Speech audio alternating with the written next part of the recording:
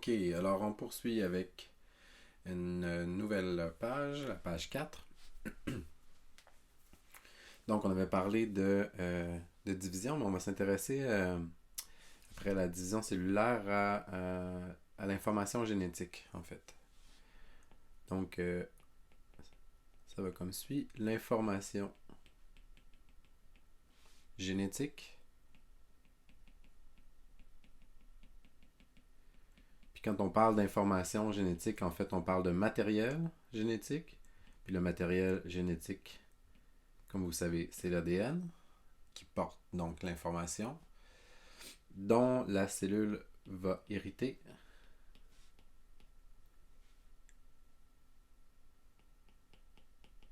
Hérite est le génome.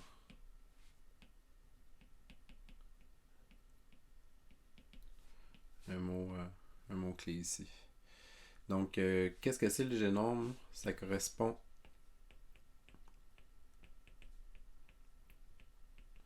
à l'ensemble des gènes pour une espèce donnée. Donc, l'ensemble des gènes. Excusez, là, ça a l'air d'être un accent circonflexe, mais c'est un accent grave. Des gènes pour une espèce particulière ou une espèce donnée. Donc, ce qu'on appelle le génome, c'est propre à chaque espèce. On va revenir sur ce concept-là à l'étape 3 du cours. Là.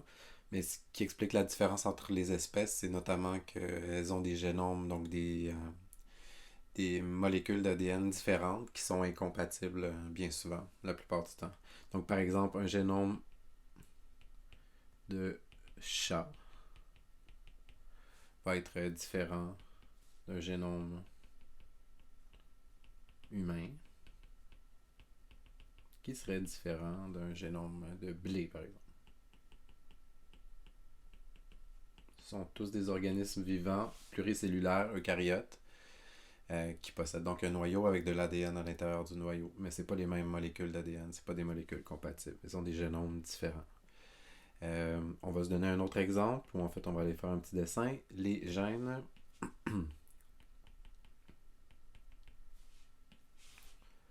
sont des séquences spécifiques. On va le définir un peu. Qu'est-ce que ça veut dire? Sont des séquences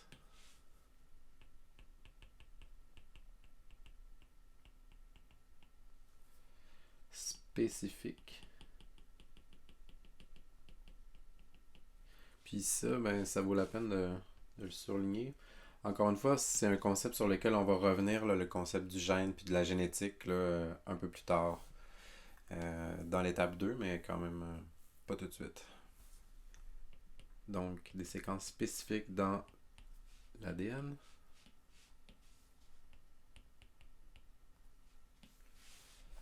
Qui contiennent ces séquences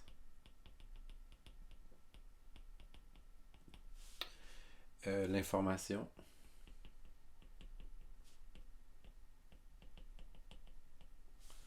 codant pour une protéine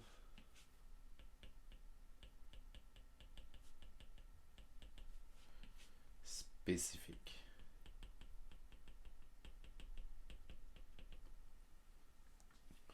Donc, on a donc des séquences d'ADN spécifiques qui vont coder pour des séquences de protéines spécifiques. Parce que comme on sait, la structure primaire des protéines, en fait, c'est une séquence d'acides aminés. Donc, encore là, c'est un concept qu'on va approfondir un peu plus tard. Mais si on se donne tout de suite un exemple, puis on se prend un petit peu de une molécule d'ADN ici, par exemple. C'est comme ça. On aurait ici, par exemple, un morceau de la séquence de la molécule d'ADN qui comporterait une séquence pour le gène X, par exemple, qui donnerait éventuellement l'information pour la protéine X. Puis on pourra avoir plus loin sur la molécule, on aurait le gène Z pour la protéine, vous aurez compris, qui va éventuellement être transcrit en ARN, ARN qui va être traduit en protéine, la protéine Z. Donc, c'est à suivre. Là, on va approfondir ce concept-là, mais ça nous permet quand même de nommer quelques notions propres au cycle cellulaire. Donc, le génome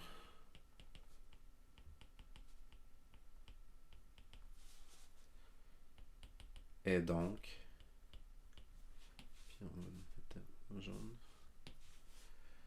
l'information transmise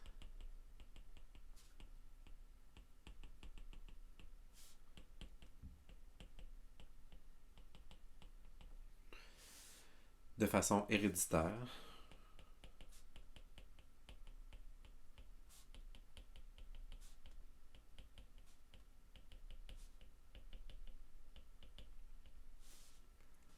dans une espèce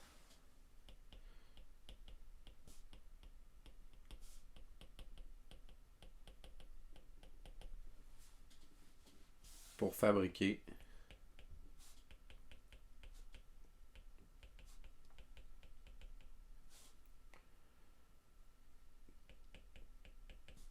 toutes les protéines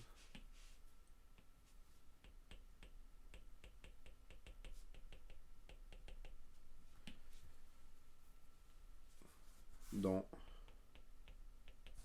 l'organisme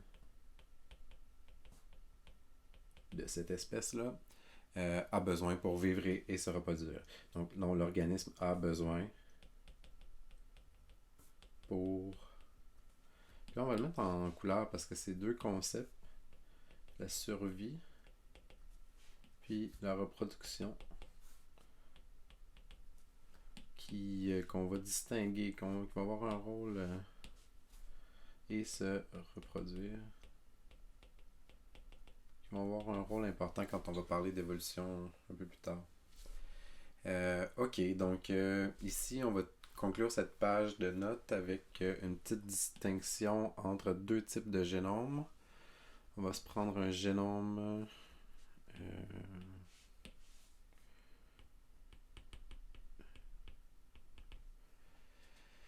d'un côté prokaryote, donc ici prokaryote, de l'autre côté eucaryote. On va faire une distinction entre les deux, ici comme ça. Puis dans le fond, ce qu'on va avoir du côté des prokaryotes comme génome, ça va être une longue molécule d'ADN unique et circulaire dans le cytoplasme directement. Dans le cytoplasme, puisqu'il n'y a pas de noyau dans la cellule prokaryote. Alors que si on va du côté des eucaryotes, on va avoir plusieurs molécules d'ADN linéaires dans le noyau qui, je te rappelle, était un organisme membraneux, hein? On s'y était intéressé pas mal. Ouais, donc c'est ça. Je pense qu'on va peut-être, je vais peut-être enlever la petite barre du noyau, mais bon. Ok, donc si on essaie de se faire un petit dessin, là, une cellule prokaryote, ça pourrait ressembler à quelque chose comme ça. Donc, cellule comme ça. Pas vraiment d'organites. L'ADN va ressembler à un chromosome. On va définir ce mot-là, mais une longue molécule d'ADN circulaire. Donc, je dessine un peu une double hélice, là, mais c'est comme si la molécule d'ADN, elle était attachée avec elle-même, là, une boucle. Euh, Tandis que si on va vers une cellule prokaryote, eucaryote plutôt, ben là, vous savez un peu plus maintenant à quoi ça peut ressembler. Je vais faire un gros noyau. On pourrait dessiner là des organites comme ça ici, avec des vésicules. Ça ressemble à une espèce d'appareil de Golgi, c'est comme ça, d'autres vésicules. Puis, tiens, des picots, tant qu'à y être, pour illustrer les ribosomes sur le réticulum endoplasmique rugueux. Mais ici, donc, ce qu'on va avoir, c'est plusieurs molécules. Donc, j'en dessine une deuxième, une troisième, puis une quatrième. Donc ici, par exemple, on aurait de la place pour quatre molécules d'ADN linéaires contenues dans le noyau. Donc si on se fait une petite légende, là, comme d'habitude, ça ici, ça va être de l'ADN. Puis ici, on aurait des membranes cellulaires.